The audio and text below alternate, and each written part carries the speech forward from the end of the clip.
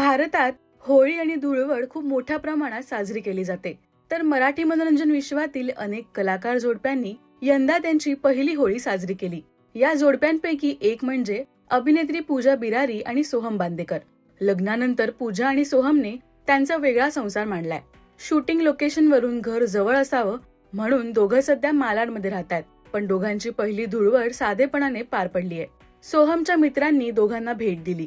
तर सुरुवातीला पूजाने सोहमला रंग लावला, पण नंतर तिने पिचकारीने सोहमवर अटॅक केलाय. पहा हा मजेशीर व्हिडिओ.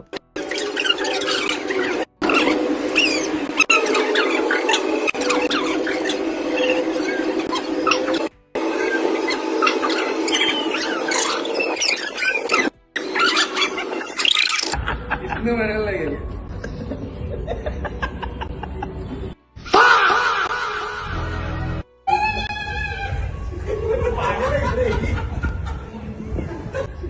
पागल आहे घरे.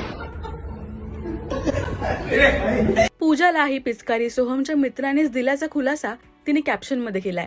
तर पिचकारीला घाबरून सोहमने धूम ठोकलीये. सध्या हा व्हिडिओ सोशल मीडियावर चांगलाच व्हायरल होत असून मजेशीर कमेंट्सही पाहायला मिळतात.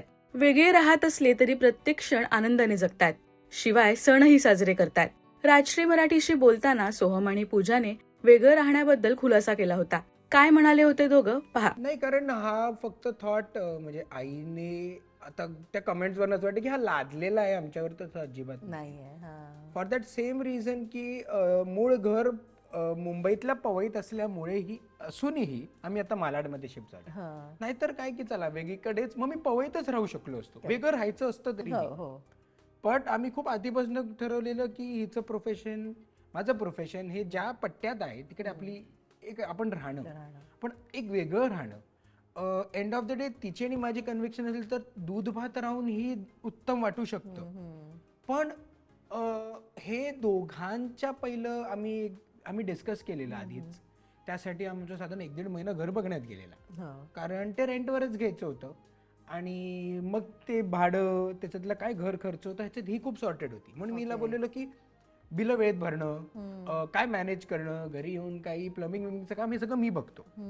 बट किती ग्रोसरी लागते, किती भात महिन्याला पुरतो, काही काही छोट्या छोट्या गोष्टी आहेत, ह्याच्यात मला खरंच अंदाज नाही. भात हवाय, मी उत्तम भात आणतो, पण तो किती लागतो, मग कुठला लागतो, मग ते मसाले वेगळे 2 लागतात का, आणि मग त्यात काय प्रकार आहेत. मी रोज ताकभात खाईन, पण ह्या गोष्टी माझ्यावर नको. म्हणजे की ठीक आहे, आपण बरोबर 50% आपण आखू की तू काय करणं अपेक्षित आहे. आता ती प्रॉपर तिचं आता एक टीम आहे जी, म्हणजे एक पूजा आहे जी सगळे कपडे धुवायला टाकते, आणि एक मी आहे जो सगळे कपडे वाळत घालतो. आमचं जरा छान झालेलं आहे. हा, देवपूजा मी करतो, बाकी सगळ्या मावशींची बोलणं, काय काय ग्रोसरीज करणं हे ती करते. सो असं आम्ही जरा साधारण छान, कारण अगदीच सेट 15 मिनिटावर असल्यामुळे काही गोष्टी जर काही मॅनेज करता येतात. हिला तर अगदीच एकदम माझी अगदीच जर मीटिंग असेल तर वेळेचं, बट बाकी त्या एका गोष्टीमुळे हा संसार आहे तो खूप छान एकमेकांच्या, ऑफकोर्स हे परफेक्ट नाहीये, हे पण आपल्याला परफेक्ट राईट, सुरुवातच आहे. कारण मला आणि त्यातच गंमत आहे. परफेक्शन मध्ये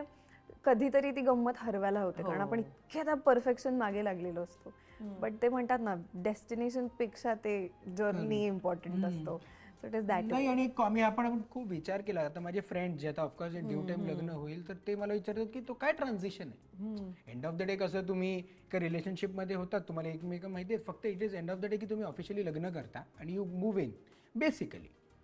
काय ट्रान्झिशन आहे, तर मला ती ट्रान्झिशन एवढीच वाटते की ती ना पुढच्या 80-90 वर्षाची ट्रान्झिशन असते. कारण तुम्ही जर एक 70-80 वर्ष जगणार असाल तर त्यातले फक्त 25% तुम्ही एकटे असता, कारण तुम्ही एका पार्टनर बरोबर येता. तिचं पण लाईफ फक्त तुमच्या 80 वर्ष नाही, ते दोघांचे 80 वर्ष आहे. सो ती ट्रान्झिशन खूप महत्वाची आहे. आणि तुम्ही जर तुमचे काही गोष्टी सॉर्टेड असतील ना, की बाबा तिला माहिती आहे की हे असं असं आहे, नॉन निगोशिएबल आहे, माझे नॉन निगोशिएबल्स आहे, आणि त्या ह्याच्यात जर राहू शकतो. आणि यार भूक लागली आहे तर ताक भात नाही, भूक लागल्यावर पास्ताच हवा असेल तर जरा गडबड आहे. आता काय पण बाकी गोष्टी होतात, त्याला ऑफकोर्स एक प्रोसेस आहे, आणि ती प्रोसेस आम्ही खरंच एन्जॉय करतो. तुम्हाला सोहम आणि पूजाचा हा व्हिडिओ कसा वाटला हे आम्हाला कमेंट्स मधून नक्की सांगा. मराठी सिने विश्वातील बातम्या, अपडेट्स आणि गॉसिपसाठी सबस्क्राईब करा राजश्री मराठी.